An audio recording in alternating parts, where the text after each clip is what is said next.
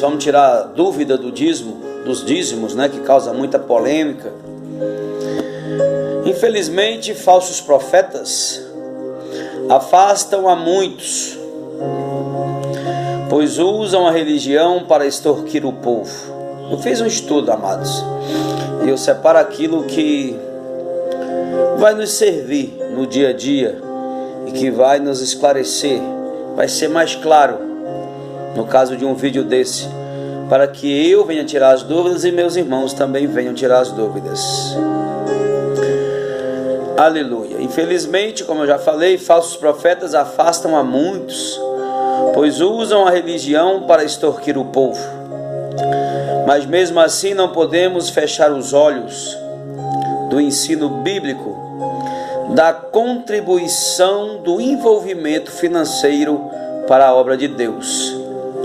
Se você é crente em Jesus, se você faz parte de uma igreja, é seu dever moral e espiritual participar, contribuir. Glória a Deus. Isso fica muito claro no Antigo Testamento e no Novo Testamento. Mas ao dizer isso, preste atenção, não estamos dizendo que é lei. Tipo assim, se você não contribuir, você vai para o inferno. Se você não contribuir, você é amaldiçoado. Se você não contribuir, sua comida vai estragar. Não, está errado. Não tem respaldo bíblico. A contribuição, a entrega dos nossos dízimos e ofertas é oferecido como graça.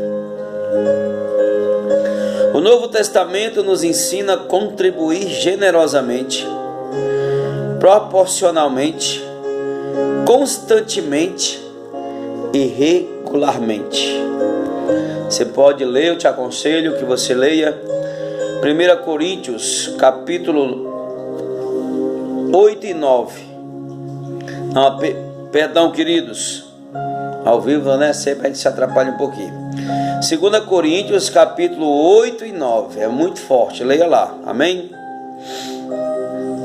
O sistema dizimal usado no Velho Testamento continuou na igreja de Jerusalém e é um referencial para os dias de hoje. Não damos o dízimo por obrigação legal, nem para obter bênçãos de Deus, e nem com medo do castigo de Deus. Os irmãos vão entender mais na frente. Mas como expressão da nossa gratidão a Deus e como forma de contribuir para o avanço, que coisa linda, do seu reino aqui nesse mundo. Dar os dízimos das nossas rendas para Deus é bíblico e válido para nós hoje. E nós devemos praticar isso pela fé, mesmo em momentos de crise. A crise bate à porta, mas Deus continua sendo Deus. Aleluia. Ele continua sendo dono de todas as coisas, o nosso provedor, o nosso sustentador. E ser um dizimista fiel quando tudo vai bem é uma coisa.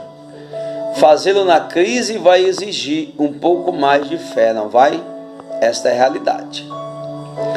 Então nós fazemos isso não por obrigação, mas como uma expressão de amor. Os dízimos atendem aos requisitos de Deus de contribuirmos sistematicamente, generosamente e proporcionalmente. Por isso é uma referência e não obrigação.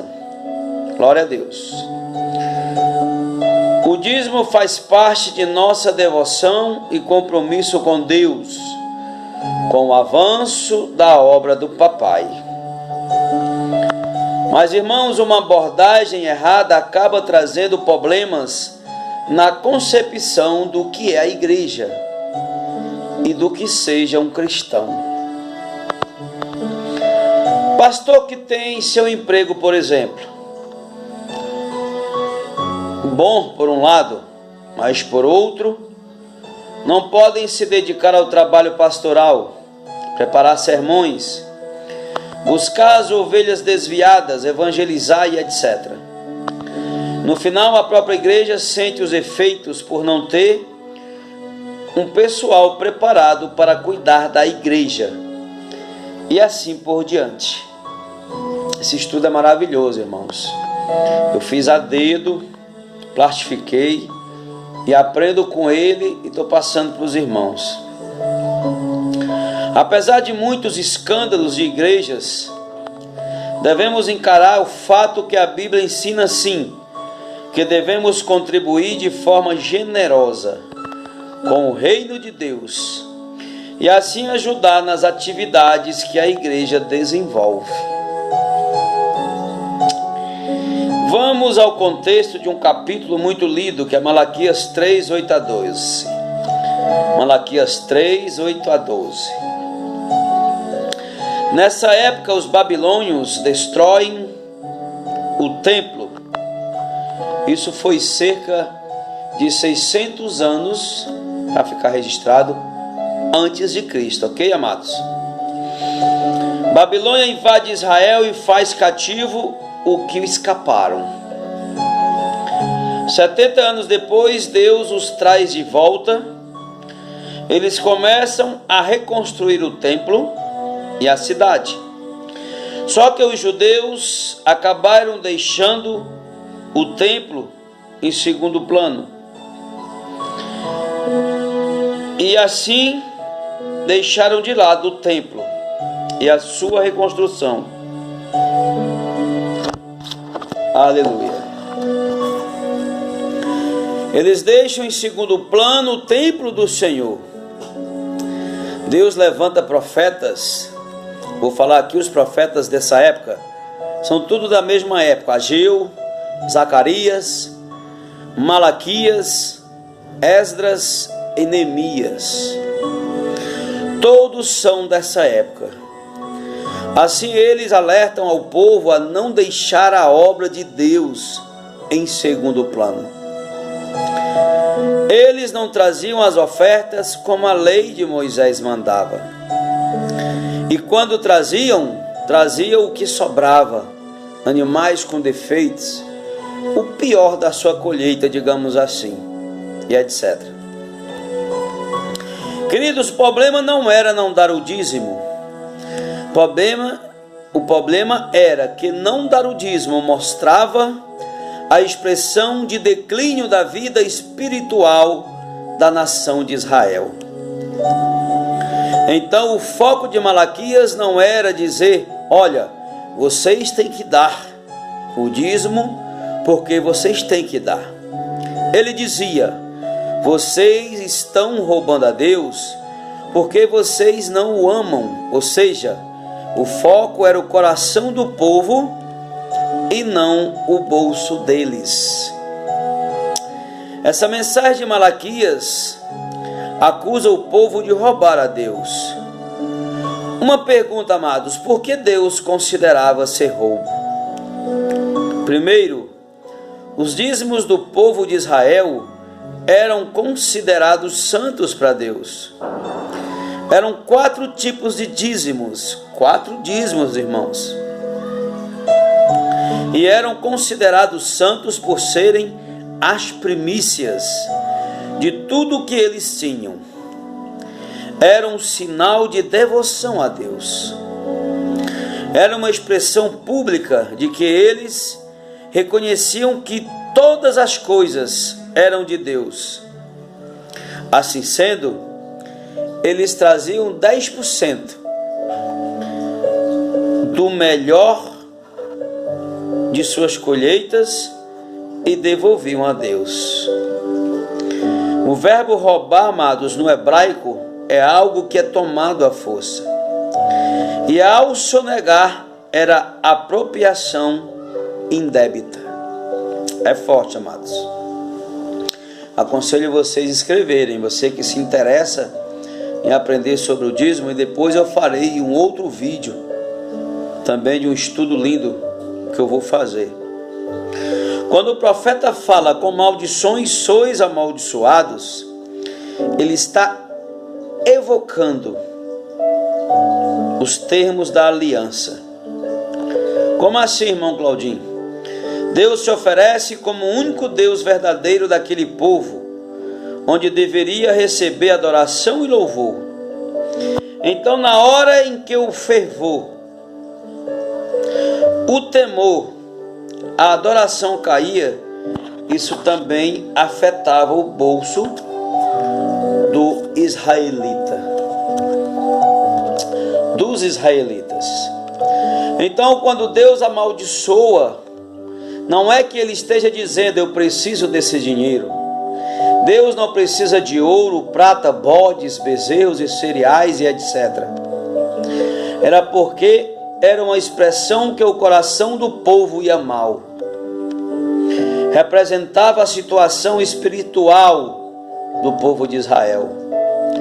Aí Deus diz: vocês estão correndo atrás dos interesses de vocês, e a expressão pública, que seriam os dízimos, as ofertas, vocês estão deixando em segundo plano.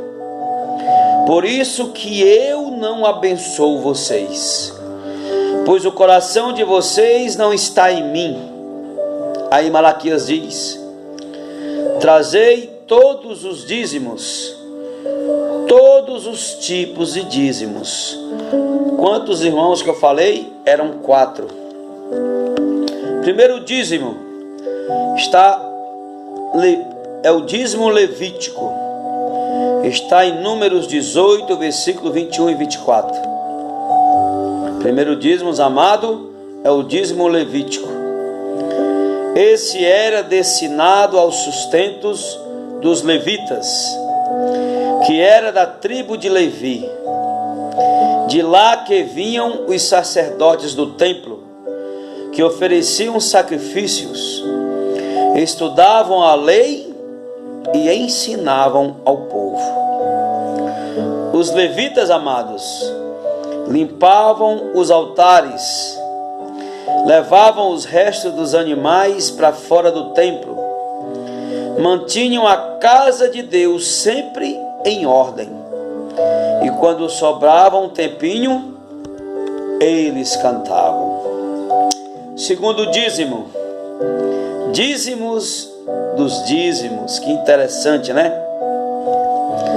Que as pessoas que dizem aí que os dízimos só eram para os levitas, e aqui automaticamente nós já estamos vendo os levitas tirando os dízimos dos dízimos para a casa do Senhor. Números capítulo 18, versículo 26 e 29. Os levitas recebiam os dízimos do povo para o seu sustento. Eles tiravam os dízimos dos dízimos, 10% do que os levitas recebiam era levado também para a casa do tesouro para ajudar no sustento. Aconselho vocês lerem Neemias capítulo 10, versículo 38. Vou rapidamente pegar uma aguinha aqui.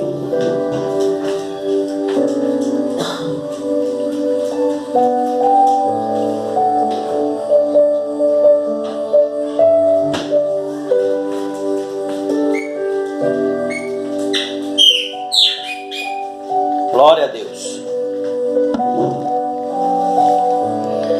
Terceiro dízimo, dízimo festivo. Eu acho esses bonitos demais, lindo.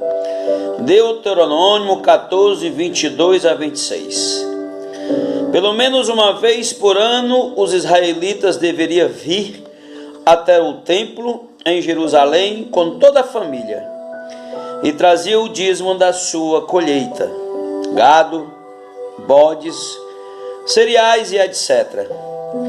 E ali no átrio do templo faria uma festa e comeria aquele dízimo com toda a família na presença de Deus.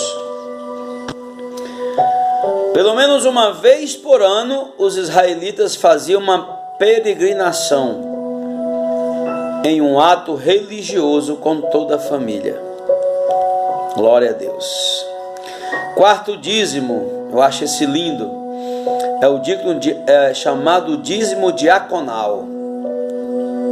Está em Deuteronômio 26, versículo 12 e 13. Aleluia. A cada 3 anos, os israelitas separavam 10% de tudo e davam aos levitas, estrangeiros, órfãos e às viúvas. Detalhe, esse não era no templo, mas era comido nas cidades. Coisa linda. E era uma forma de sustentar os pobres. Nosso Deus é maravilhoso. Os órfãos, sustentar os pobres, os órfãos e as viúvas, os necessitados de modo geral. Ou seja, a cada 3 anos, cada família tirava 10%, saía procurando os pobres e comiam juntos. Como eram muitas famílias, dessa forma sempre teria uma família trazendo o dízimo diaconal. E dessa forma os pobres eram sustentados.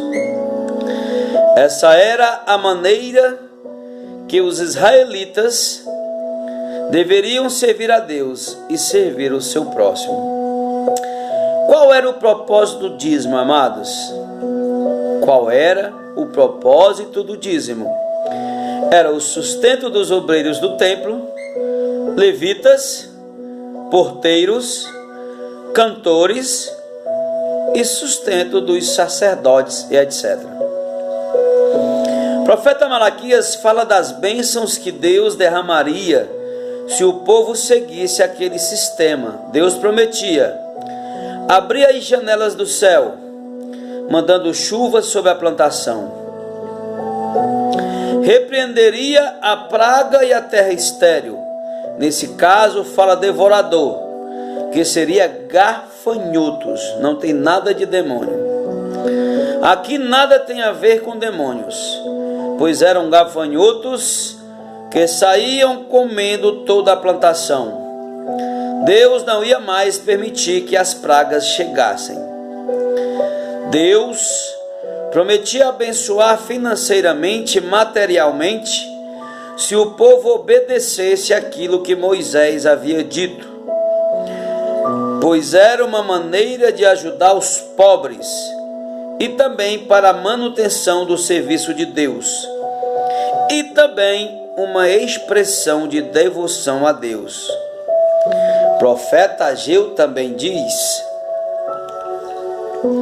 também é dessa mesma época, lá em Ageu capítulo 1, 6 a 9. Olha o que diz: tendes semeado muito e colhido pouco, tem comida, mas não é o suficiente para matar a fome. O salário que o trabalhador recebe não dá para viver. Versículo 9. Vocês esperavam colheitas grandes, porém elas foram pequenas. E quando estavam levando para casa o pouco que colheram, eu soprei tudo para longe. E por que eu, o Senhor, fiz isso? Foi porque vocês só vivem cuidando das suas casas, mas não se importam com a minha casa que está destruída. É forte. Deus está dizendo, vocês só correm atrás de seus interesses. E a expressão bíblica, dedicação e consagração, que seriam os dízimos e as ofertas, vocês estão deixando em segundo lugar. É forte, irmãos. Acho lindo esse fundo musical. Glória a Deus. Aleluia. Então, amados, esses castigos eram decorrentes da nação está desviada de Deus, deixando a obra de Deus em segundo plano. Um resumo aqui de dízimo no Velho Testamento. Aprendemos que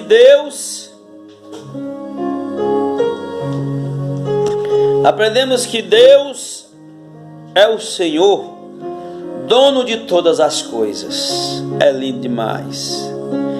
E Ele faz questão de nos lembrar disto. Uma das razões que Deus quer que entregamos os dízimos é para lembrar de quem é tudo. Do Senhor é a terra e a sua plenitude. Está lá em Salmos 24, versículo 1 a 3. O mar e tudo que nele habita. Ele é o Criador de tudo e de todos. Ele tem direito sobre tudo o que temos. Tudo é de Deus, nós só administramos. Eu vou pedir os irmãos que verem esse vídeo, que compartilhem, né, e que curtam aí também, amém? Glória a Deus.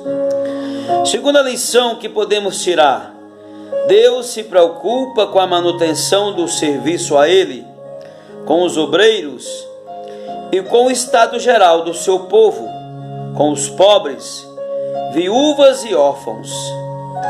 Queridos, e como é que expressamos o amor ao próximo? Como é que eu e você, como é que a igreja expressa o seu amor ao próximo?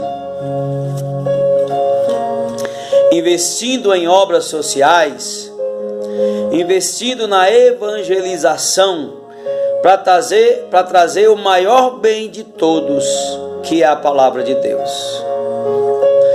O reino de Deus, embora seja espiritual aqui nesse mundo, ele se manifesta através de instituições, através de projetos e programas sociais. E para isso é preciso os dízimos e as ofertas. Estou sentindo a presença de Deus aqui, aleluia. Oh, aleluia. Glória a Deus. Aleluia. Deus é maravilhoso, irmãos. Aleluia. Então, amados, voltando aqui,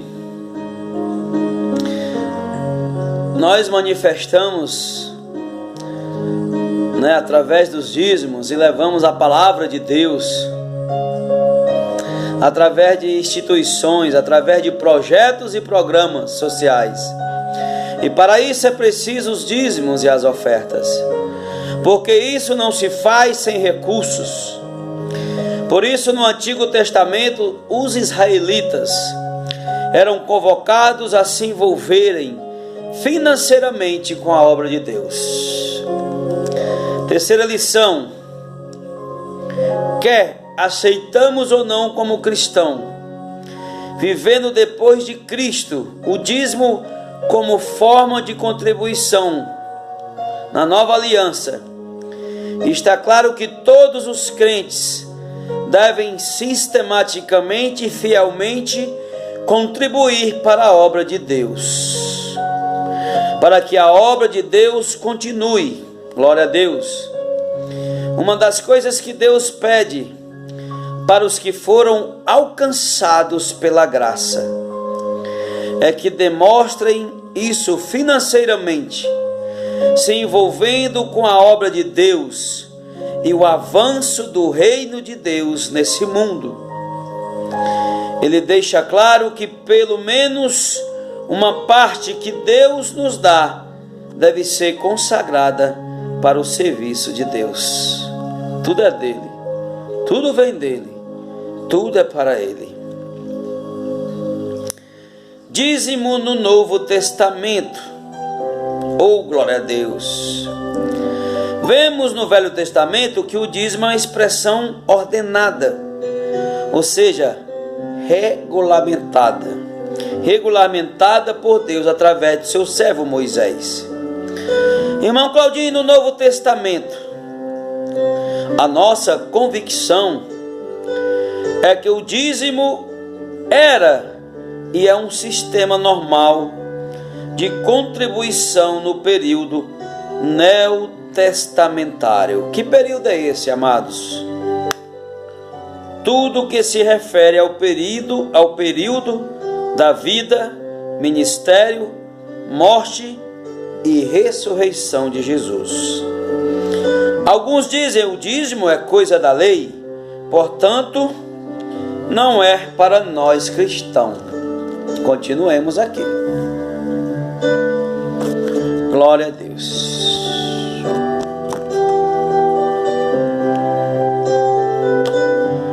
Aleluia. Só um minutinho, amados. Ao vivo a gente se perde um pouquinho, né? Então, queridos, as pessoas costumam dizer que o dízimo foi abolido. O que foi abolido, amados, foi sacrifício de animais. O que foi abolido foi o sacerdote sendo mediador entre Deus e os homens. O que foi abolido foi a própria linhagem sacerdotal. Me perdoe, amado, às vezes dá uma travada. O que foi abolido foi a linhagem sacerdotal. Pois depois de Jesus, tudo isso já não é preciso. Então os judeus continuaram com as práticas do Antigo Testamento, que não eram contrárias e não foram abolidas por Cristo ou pelo Evangelho. Então, é óbvio, é natural que os judeus agora crentes iriam usar para a obra de Deus, começando em Jerusalém e se espalhando pelo mundo, o sistema dizimal, que eles conhecem a vida toda. Então não tem nenhuma razão a qual possamos dizer que o dízimo foi abolido. Vão dizer, não tem nenhuma declaração específica no Novo Testamento. Nós temos que lembrar, irmãos, uma coisa. O Novo Testamento foi escrito para tratar de assuntos que estavam causando transtorno. Por exemplo, a única carta do Novo Testamento que fala de línguas é a primeira carta aos Coríntios. E por que, amados? Porque isso estava causando problemas. Ou seja, quando tinha um problema, o apóstolo escrevia uma carta. Se não tem nada falando sobre o dízimo, é porque não era um problema. Ou seja, o normal era que o judeu agora convertido, né? Pedro pregou, 3.000 se converteu. Agora crente continuasse a prática dizimal para sustentar a obra missionária. Glória a Deus. Aleluia. Glorificado seja o nome do nosso Senhor e Salvador Jesus Cristo. Ou seja, muitas práticas da lei também nos servem no tempo da graça. Só foi abolido aquilo que é contrário ao evangelho da graça e da misericórdia de Deus.